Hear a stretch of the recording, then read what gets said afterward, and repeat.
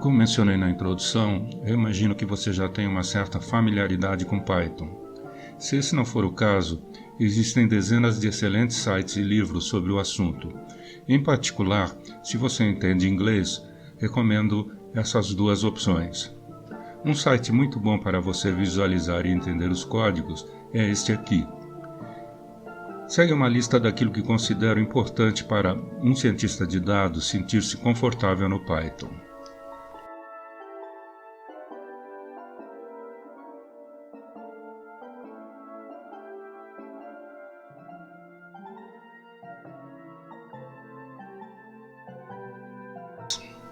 Primeiro vamos entender a estrutura de dados do NumPy. O NumPy é um pacote básico de linguagem Python que permite trabalhar com vetores e matrizes de n dimensões. O NumPy fornece um grande número de conjuntos de funções e operações de biblioteca que ajudam os programadores a executar facilmente cálculos numéricos.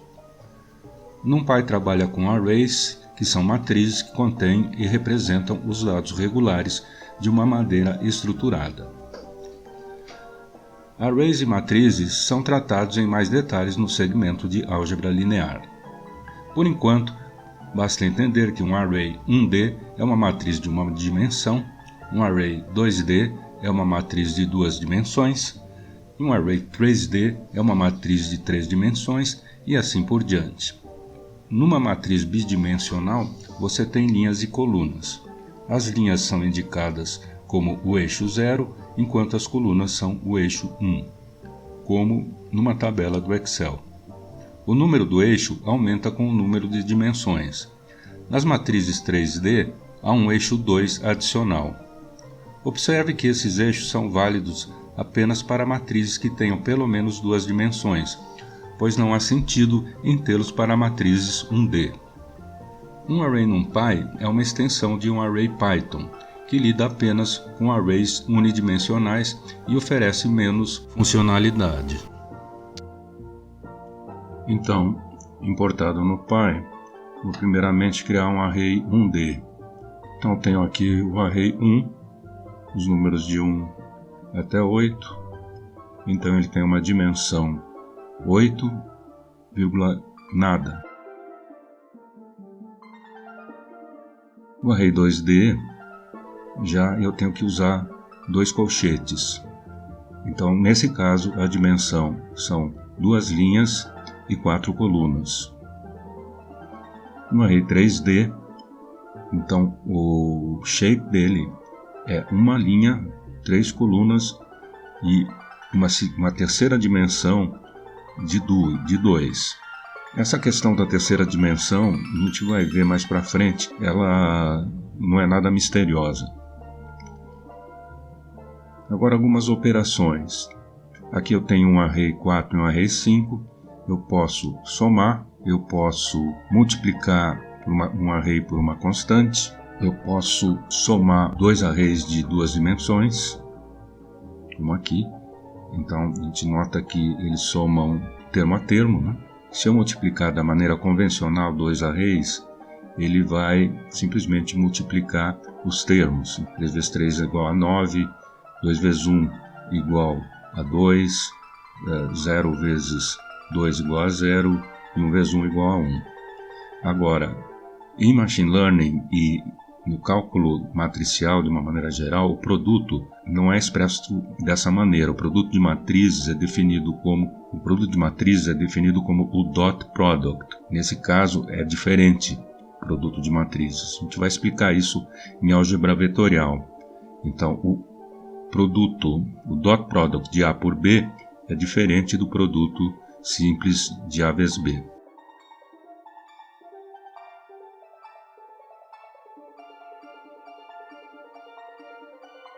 O Pandas.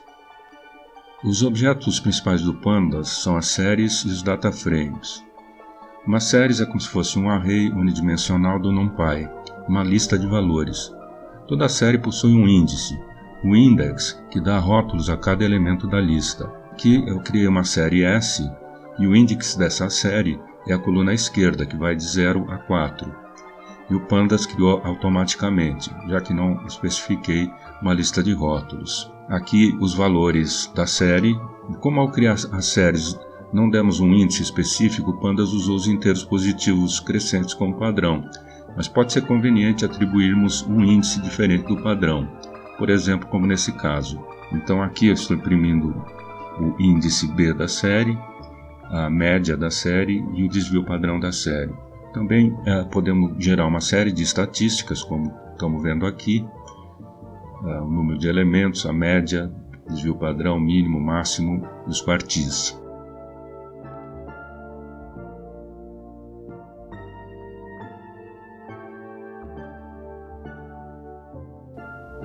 E o data frame? O data frame é uma estrutura bidimensional de dados, como se fosse uma planilha, um array de 2 dimensões. Nesse data frame possui valores de diferentes tipos. Eu acesso os dados usando o Pandas Read CSV, porque eu tenho um arquivo CSV. Se fosse Excel, seria um Read Excel. E uma vez feito isso, eu chamo esse data frame de DF. E existem várias maneiras de ver esses dados. O head, que mostra as primeiras 4 linhas do data frame, os tipos de dados, se são números ou se são outros objetos, o nome das colunas. Eu posso chamar também uma determinada célula do data frame. Por exemplo, aqui estou chamando a célula da coluna tipo, célula número 2 da coluna tipo. Lembra que Python sempre começa com 0, então 0, 1, 2 é a terceira linha do data frame. Eu também posso usar o describe e eu posso usar o comando info, que me dá outras informações, como por exemplo o número de NAs. Agora vamos ver um ponto importante no Pandas, que são os agrupamentos. Primeiro eu vou gerar uma série usando o NumPy, uma série randômica de 5 números, estou chamando de ser. Se eu tiver dúvida quanto aos comandos, eu posso usar o help. É só escrever help e colocar o comando que eu tenho dúvida e ele vai aparecer então a especificação desse comando. Eu não preciso ficar recorrendo aos manuais. Bem, feito isso, eu posso ver a soma da série, posso ver a média da série. E agora eu vou fazer um data frame no qual eu vou gerar a coluna A com o randômico, os 5 números randômicos, e a coluna B também com 5 números randômicos entre 0 e 1. Então tem aqui um data frame. Da mesma forma, eu posso gerar a média das colunas. E lembrando que as colunas têm eixo 0 e a média das linhas que tem eixo 1.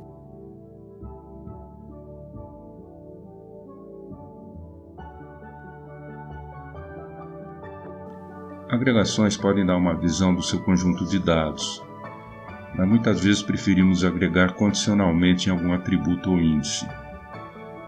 Isso é implementado na chamada operação GroupBy. O nome GroupBy provém de um comando na linguagem de base de dados do SQL, que tem operações de dividir, aplicar e combinar. Essas operações, dividir, aplicar e combinar, estão exemplificadas aqui nesse quadro.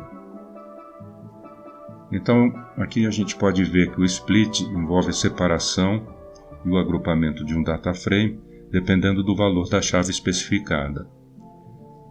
O apply envolve calcular alguma função, geralmente uma agregação, transformação ou filtragem, dentro dos grupos individuais. E o combine combina os resultados dessas operações numa matriz de saída.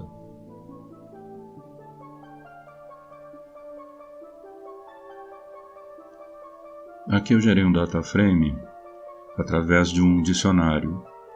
Então, nesse dicionário eu tenho as colunas ID, velocidade, unidade, categoria 1, categoria 2.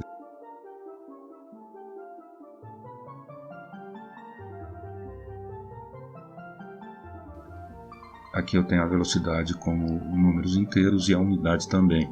Categorias 1 e 2 são strings. Olhando aqui, eu posso ver os tipos dos dados.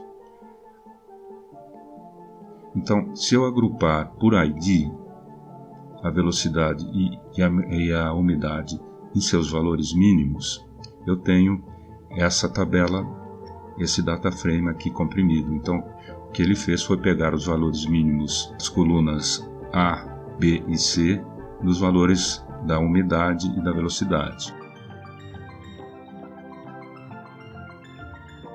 Aqui, além de agrupar por ID, também extrair os valores mínimos, a mediana e o máximo.